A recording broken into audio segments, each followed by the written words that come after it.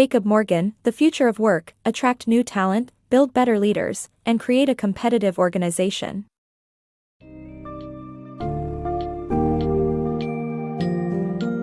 Dive into the world of politics, democracy, and liberty as we explore the key concepts of the book, The Future of Work, by Jacob Morgan. This summary will highlight the democratic trends of the last century, the rise of technological influence on democracy, and the distinction between democracy and liberty. Moreover, you will learn about the historical foundation of liberty, the democratization of violence, and the impact of economic development on democratic establishments. The book also sheds light on the political landscape of Russia, China, the Muslim world, and the Middle East and emphasizes feasible paths to progress and change in these areas.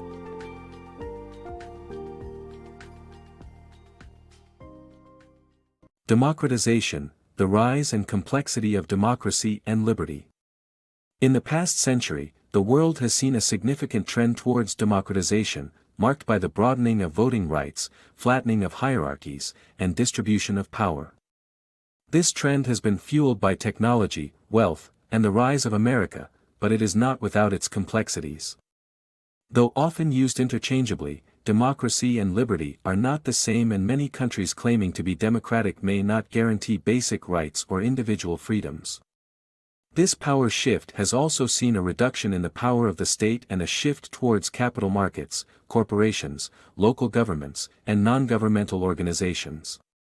While democratization has indisputably influenced the cultural realm, including music, movies, and TV, it is clear that a struggle exists between democratization and centralized state power. The evolution of liberty.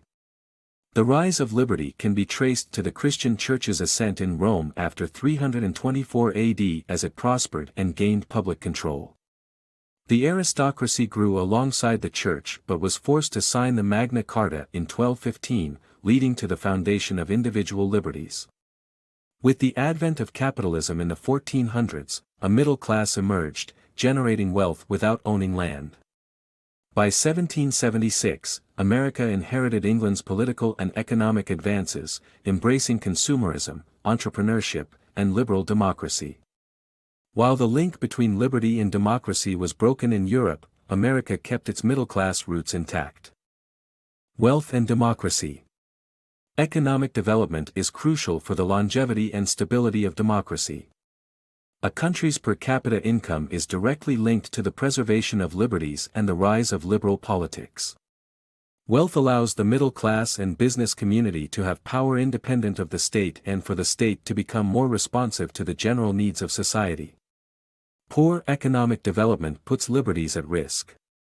On the other hand, wealthier nations such as Romania, Belarus, Bulgaria, Croatia, Malaysia, Turkey, Morocco, Tunisia, and Iran are on the cusp of developing democracies despite their political baggage.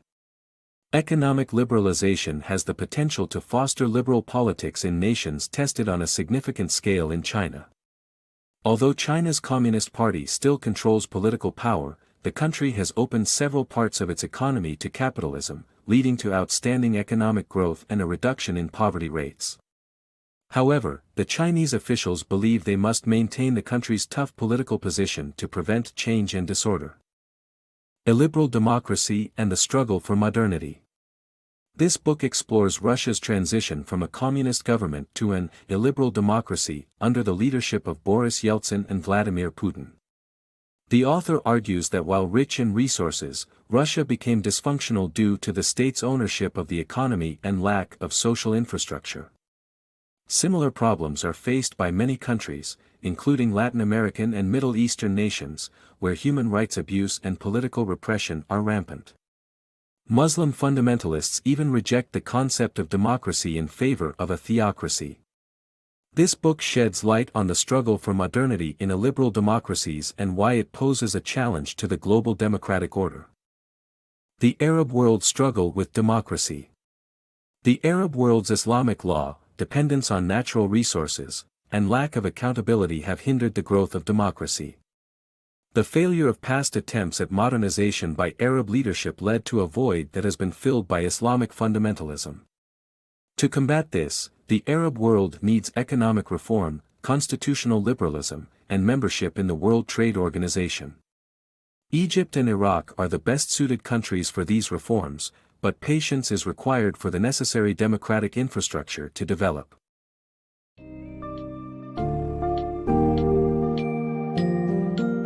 In conclusion, The Future of Work takes us on a captivating journey encompassing democracy, political trends, and pertinent global concerns.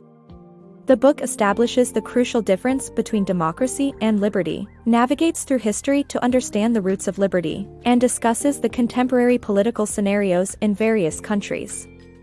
Economic development emerges as a key factor in building and sustaining democracy, and the work of political reform is more vital than ever before.